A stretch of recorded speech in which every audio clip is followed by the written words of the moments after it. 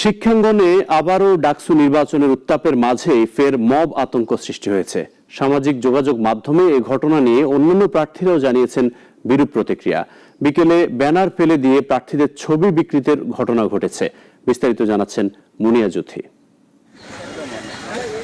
ডাকসুর আনুষ্ঠানিক প্রচারণা শুরুর দিন পার হতে না হতেই মাঝরাতে ঢাবির হলে ঘটে এক অপ্রত্যাশিত ঘটনা। মঙ্গলবার রাতে হাজী মোহাম্মদ মুহসিন হলে ডাকসুর ভিপি প্রার্থী জালাল আহমেদ তার রুমমেট রবিউল ইসলামকে শারীরিকভাবে আক্রমণ করেন। টিউবলাইট দিয়ে আঘাত করেন বুকে ও মাথায়। পরে জালাল বিশ্ববিদ্যালয় হলের একটি কক্ষে নিজেই তালাবদ্ধ অবস্থায় ছিলেন। এদিকে এমতাবস্থায় মাস্টারদা সূর্য সেন হলের এক আবাসিক শিক্ষার্থী আব্দুল ওয়াহেদ ফেসবুকে পোস্ট করেন জালালকে প্রশাসনের হাতে তুলে দেওয়ার আহ্বান জানিয়ে। কিন্তু বিশ্ববিদ্যালয় প্রশাসনের সামনেই জালালকে মারধর করে পুলিশে তুলে দেওয়া হয়। হল থেকে করা হয় বহিষ্কার, মামলা হয় ফৌজদারি আইনে।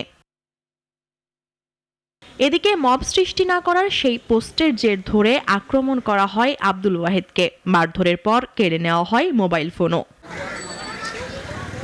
ঘটনার প্রেক্ষিতে শিক্ষাঙ্গনে উত্তেজনা বৃদ্ধি পায়। ক্যাম্পাসে নতুন করে মব তৈরি হয়, যা ভোটের পরিবেশকে ঝুঁকির মুখে ফেলে।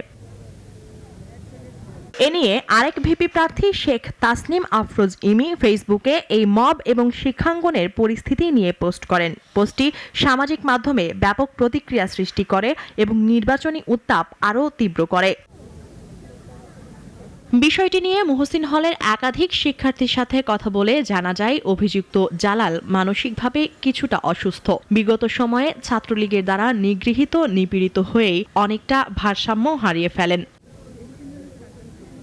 ঢাকা বিশ্ববিদ্যালয় ক্যাম্পাসে প্রচারণার উত্তাপের সঙ্গে সঙ্গে এই সহিংস ঘটনা শিক্ষার্থীদের মধ্যে উদ্বেগ তৈরি করেছে।